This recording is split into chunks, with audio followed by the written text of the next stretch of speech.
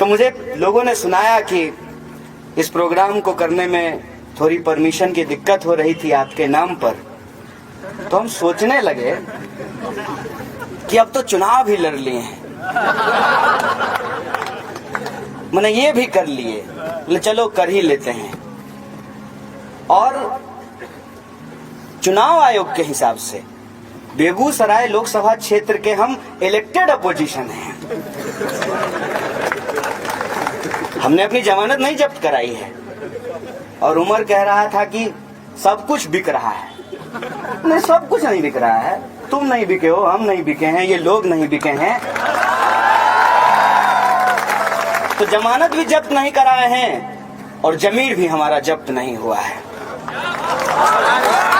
तो फिर परमिशन की परेशानी क्यों है? हमको लगता है कि जब तक विधायक खरीदने का पावर नहीं हो जाएगा ये लोग सीरियसली नहीं लेते। थोड़ा सीरियसली लीजिए सर, सीरियसली नहीं लीजिएगा तो जब आपके ऊपर भी डंडा चल रहा था ना, लोग सीरियसली नहीं ले रहा था। हम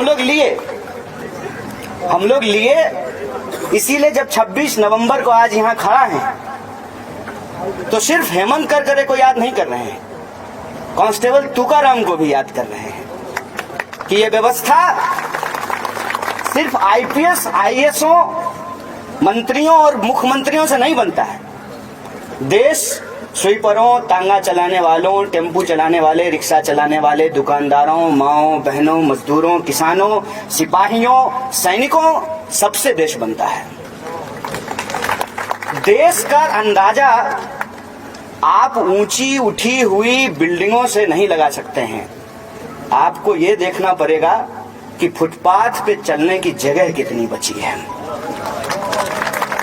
इसीलिए आज जो हम यहां खड़ा होकर के कॉन्स्टिट्यूशन डे मना रहे हैं, इसकी जरूरत सिर्फ मुझे या इस मंच पे बैठे हुए या इस कार्यक्रम में आए हुए लोगों को सिर्फ नहीं है। इसकी जरूरत पुलिस को भी है और वकील साहब को भी है। इसकी जरूरत आईपीएस को भी है और कांस्टेबल को भी है। इसकी जरूरत देश के पक्ष को भी है और देश के विपक्ष को भी है, क्योंकि ये कॉन्स्टिट्यूशन, ये किताब ही वो चीज है जो हमको, आपको, सबको आपस में एक देश की तरह जोड़ता है। वरना चला तो हम ठीक से अपना परिवार नहीं पाते हैं। सारे लड़ाई झगड़े तो अपने रिश्तेदारों से ही हुए पड़े हैं। जमीन का सारा झंझट जो है वो पड़ोसियों के साथ है। जितने केस मुकदमे हो रहे हैं किसी और ने नहीं, अपने रक्त संबंधियों ने किया है। ये सबके जीवन का सच है। देश होने का एहसास अगर कोई हमको देता है तो हमारा संविधान है। और आरफा ने बहुत खूबसूरत से तरीके से यह बात कही कि अगर संविधान की किताब बच जाएगी तो फिर सारे किताब सुरक्षित रहेंगे। वो किताबें भी जो लाइब्रेरी में रखी हुई हैं, बच्चों के हाथ में भी किताबें सुरक्षित रहेंगी पढ़ने की। और मंदिरों में, मस्जिदों में, गिरजाघरों में बाइबिल, कुरान, गीता सब कुछ सुरक्षित रहेगा। लेकिन वो जो किताब है, उस किताब के साथ एक गजब का चीज हुआ है। एक गांव की बहुत छोटी सी कहानी है, मैं आपको सुना देता हूं। मेरे गांव में प्रदेश काम करने के लिए कुछ लोग आए थे। उनके साथ एक व्यक्ति भी आया था। कुछ दिन काम वाम यहाँ पे किया और क्या तकलीफ होती है ये आप सब लोगों को मालूम है कि आप में से ज्यादातर लोग किसी न किसी गांव से चल करके आए हैं। ओखला में या दिल्ली के किसी इलाके में मकान मालिक आपके साथ क्या बर्ताव करता है, आपको रूम रेंट लेने के लिए जब जाते हैं तो किन परेशानियों का सामना करता है, आपको किस तरीके से काम ढूंढना पड़ता है, कैसे आप पढ़ाई करते हैं, ये तकलीफ आपके जीवन का हिस्सा बन चुका है। तो कई बार मन में लगता है कि क्यों यहाँ पे झक मार रहे हैं। इसीलिए देखिएगा कि लोग गांव जाकर के थोड़ा नॉस्टैल्जिक हो जाते हैं। मौका ईद का हो, बकरीद का हो, होली का हो, दिवाली का हो, ट्रेन में टिकट इसीलिए नहीं मिलता है कि अचानक से हमको गांव याद आने लगता है। तो वो जो जब गांव लौट करके आए तो उन्होंने सोचा कि यहीं पे कुछ करेंगे, रोजी रोजगार करते हुए, अपना पेट परिवार चलाते हुए ही हम मंदिर मस्जिद भी कर पाते हैं, अपना धर्म भी मानते हैं। तो उन्होंने वहां पे एक दुकान खोली और दुकान के सामने एक पीपल का पेड़ लगाया। पीपल का पेड़ लगा करके वहां पे उन्होंने जल डालना शुरू किया। धीरे धीरे वहां पे एक छोटी सी मंदिर बनाई गई। वो गली बहुत मामूली सा था। अचानक से सरकार ने एक नीति लाई और कहा कि इधर से एक्सप्रेसवे गुजरेगा। अब एक्सप्रेसवे गुजरने की बात सुनते ही जमीन की कीमत अचानक से बढ़ने लगी। जैसे ओखला में जो ही मेट्रो घुसा कि आप देखे होंगे प्रॉपर्टी डीलर के दुकान के बाहर का जो रेट लिस्ट है वो बदल गया होगा। तो ऐसा जब हुआ तब तक वो इंसान बहुत बूढ़े हो चुके थे और वो एक्सप्रेसवे बनाने के चक्कर में उनकी दुकान भी चली गई, लेकिन जमीन तो थी, पीपल का पेड़ भी था, भगवान जी भी थे। तो बहुत अच्छा मौका था कि इसको जो है कब्जा किया जाए। और जो लोग उस इंसान के दुकान खोले जाने का विरोध कर रहे थे वो ये बोल करके उस मंदिर में अपना हक स्थापित किए कि देखो इस जगह की पहचान तो जो है उस अमुक व्यक्ति ने ही की थी। तो मंदिर तो बने, पुजारी कोई भी हो, लेकिन द्वार का नाम उस व्यक्ति के नाम पे होना चाहिए। और लोग बहुत खुश हो गए। मुश्किल ये नहीं है कि हम संविधान खतरे में है ये बात बोल रहे हैं, ठीक बात है, खतरे में है तो बोलेंगे लोग। मुश्किल ये है कि जब हम ये बोलते हैं तो किसी को सच क्यों नहीं लगता है। सच इसलिए नहीं लगता है कि जिनके भरोसे था संविधान, वो मंदिर, वो भगवान, उन्होंने भी तो उस दुकान की परवाह नहीं की। और जब दुकान ही है तो कोई भी पैसा दे करके खरीद सकता है और बेच सकता है। मैं भी कपिल साहब की तरह बोलूं क्या? समस्या उसमें यह होगी कि कैमरे वाले दोस्तों को बहुत मेहनत करनी पड़ेगी। हम मोदी जी हैं नहीं, जिधर कैमरा होगा उधर ही मुंह कर लेंगे। तो मैं इस माइक का इस्तेमाल करता हूँ। आप भी खुश, हम भी खुश। तो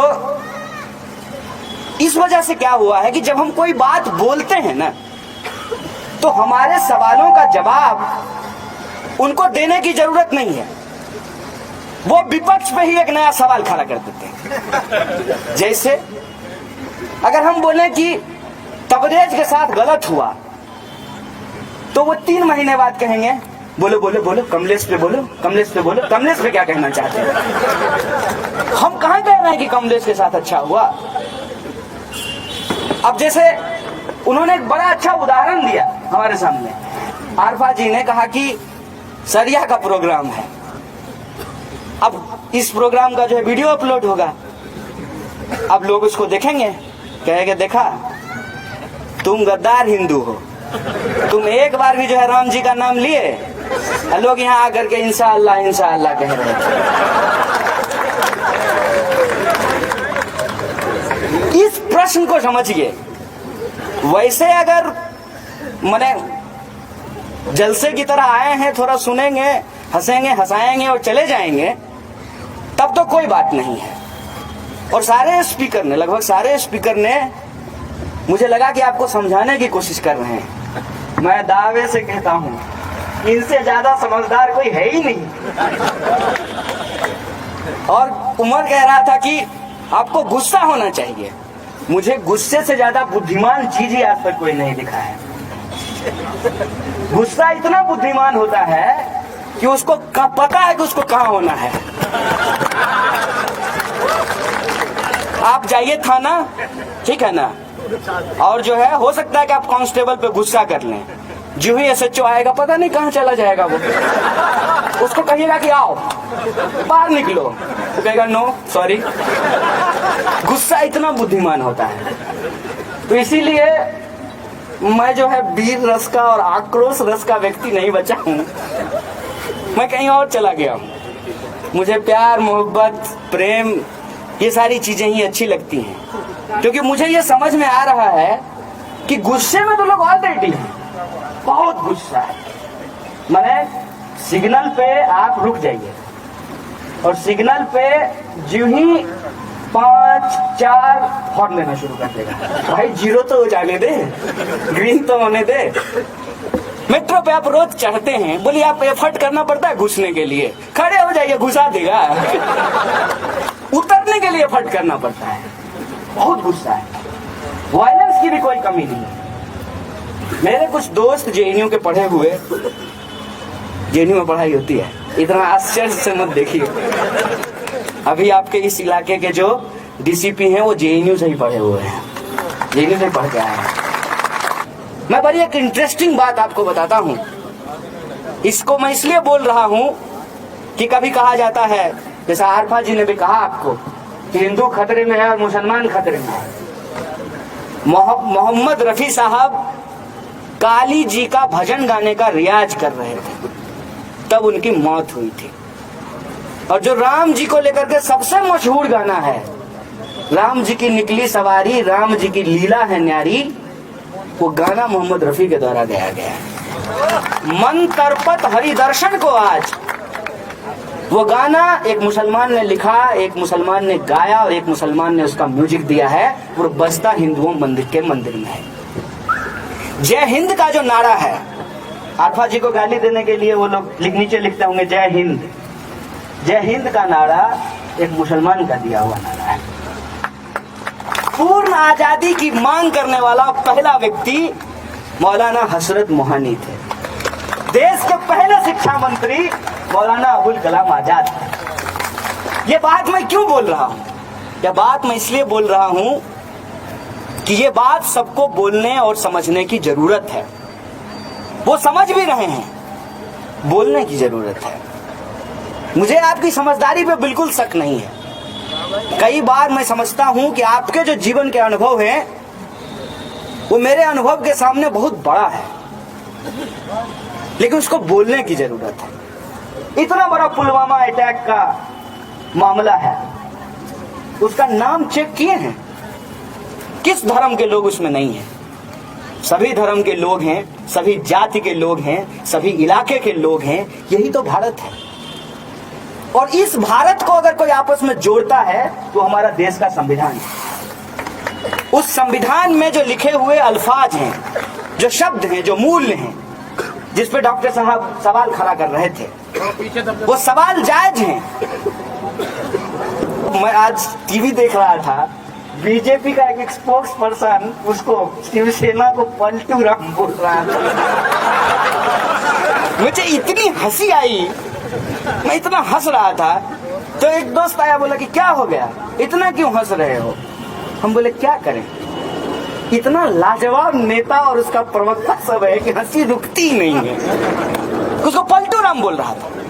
खुद ही जो है पूरे देश में वो क्या करके आए हैं चुनाव के बाद, और मुझे पूरी आशंका है कि महाराष्ट्र में कर्नाटक होने जा रहा है। तो देख लीजिएगा, इसकी आशंका है मुझे। तो वोट तो मान लीजिए किसी व्यक्ति को दे देंगे, किसी एक पार्टी को दे देंगे, तब भी समस्या का समाधान तो नहीं हो रहा है। तो मेरी बारात तुम्हारी बारात, सवाल यह है कि दूल्हा कौन?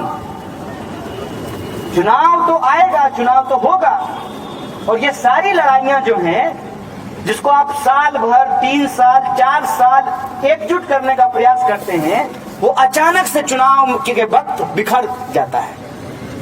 मेरा उसको लेकर के एक प्रस्ताव ये है कि हम किसी एक पार्टी की तरफ अंधे दौर में शामिल होने के बजाय वैसे इंडिविजुअल को सपोर्ट करना शुरू करें जिनके बारे में आप आश्वस्त रहें कि कुछ भी हो जाएगा, कौवा और मैना और की तरह के विधायक नहीं उड़ेगा।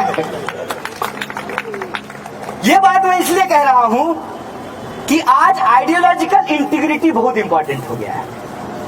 जैसे ही सुबह सुबह जो है ब्रश करते हुए लोगों को पता चला कि सरकार बन गई है महाराष्ट्र में, लोगों ने मुझे फोन करना शुरू किया, कहा कि आप तो जो है एनसीपी के कैंडिडेट का प्रचार किए थे, ये तो बीजेपी में शामिल हो गया। हम बोले कि इस देश में बहुत कुछ हो रहा है। कुछ लोगों ने इस पे बड़े जबरदस्त कमेंट किए। कुछ लोगों ने कहा कि अब तो बस उमर को ही बीजेपी में से देखना बाकी है।